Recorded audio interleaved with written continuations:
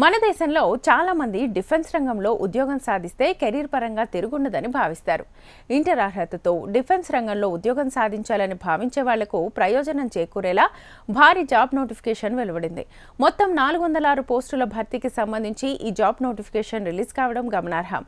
2009 సంవత్సరం జూలై 1వ తేదీలోపు పుట్టిన వాళ్లు ఈ ఉద్యోగ ఖాళీలకు అర్హులు. ఆర్మీలో 208 ఉద్యోగ ఖాళీలు ఉండగా ఎయిర్ ఫోర్స్లో 120, నేవీలో 42 ఉద్యోగ ఖాళీలు ఉన్నాయి.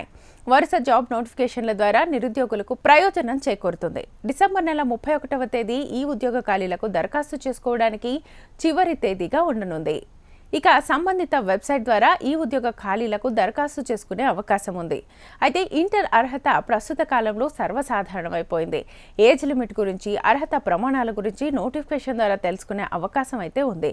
ఎయిర్ ఫోర్స్, నేవీలో ఉద్యోగాలను సాధించడమే లక్ష్యంగా పెట్టుకున్న వాళ్ళు వెంటనే ఈ ఉద్యోగ ఖాళీల కోసం దరఖాస్తు చేసుకుంటే మంచిది. ఈ ఉద్యోగ ఖాళీలకు ఎంపికైన వాళ్లకు భారీ వేతనం లభించనుంది. 10వ తరగతి, ఇంటర్ చదివిన వాళ్ళు ఈ ఉద్యోగ ఖాళీలకు దరఖాస్తు చేసుకుంటే సరిపోతుంది.